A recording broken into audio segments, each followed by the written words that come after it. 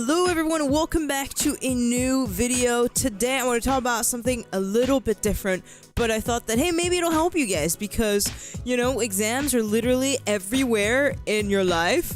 Wherever you go, you're gonna have exams, and as someone who used to, you know, kind of suck in school, I feel like, you know, now after 20 years of living, I have a few things to say, and also I kind of need to rant about the GRE because it pissed me off at the beginning of the year.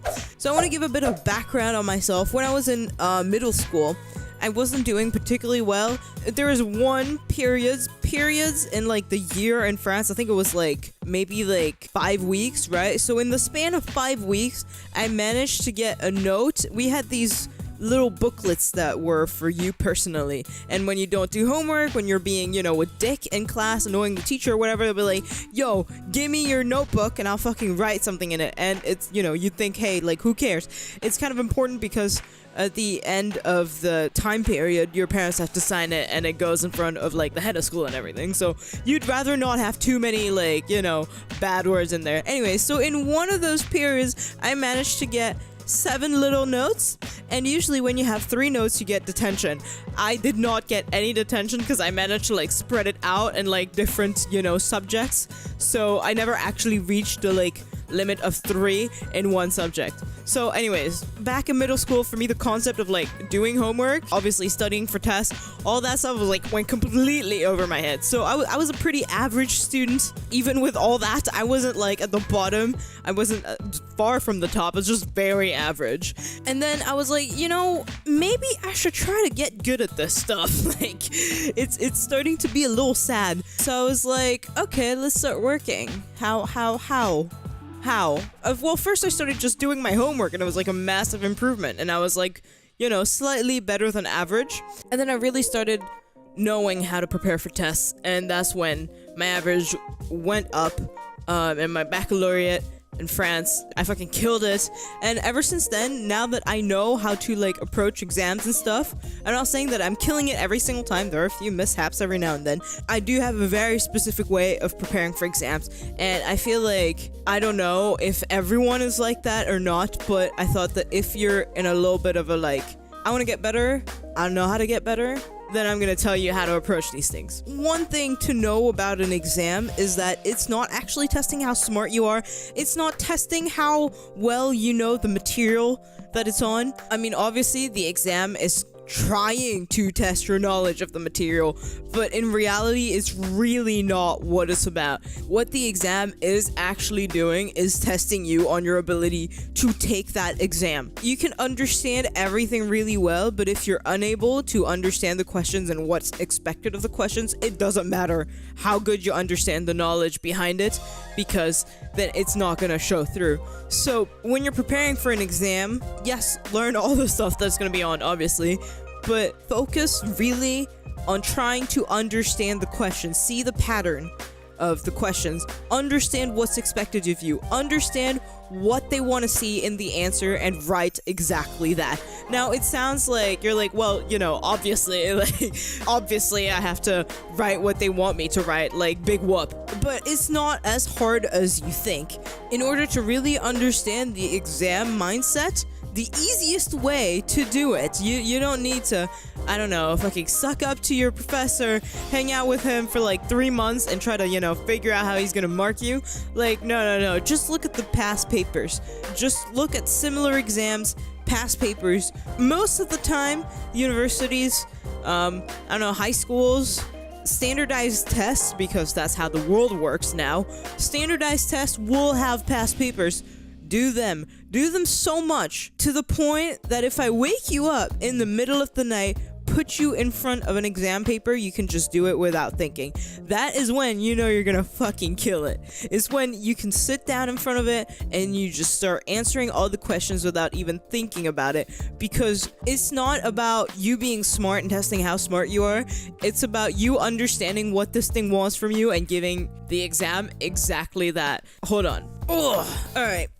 Earlier this year, I was applying for a master's universities in the US, even though right now I'm in the UK. I was like, you know what? I'm gonna try my luck internationally. So, you know, they ask you to take this really stupid exam called the GRE.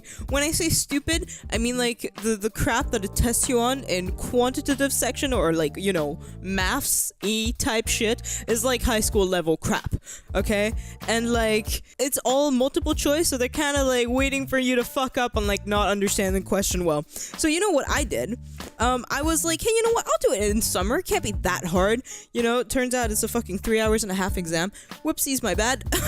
And I just prepared for a few weeks before going in because, well, I was working all summer and I have a life. And also, it was depressing as hell to be preparing that over summer. So you know what I did? I have this book. Also have 2 other ones that I left back at home in Paris. And then, you know, I took it once and I was like, you know what? My score is not good enough. I want to give it another go. So then I was like, you know what? Hey, let's buy another book. So then I bought this.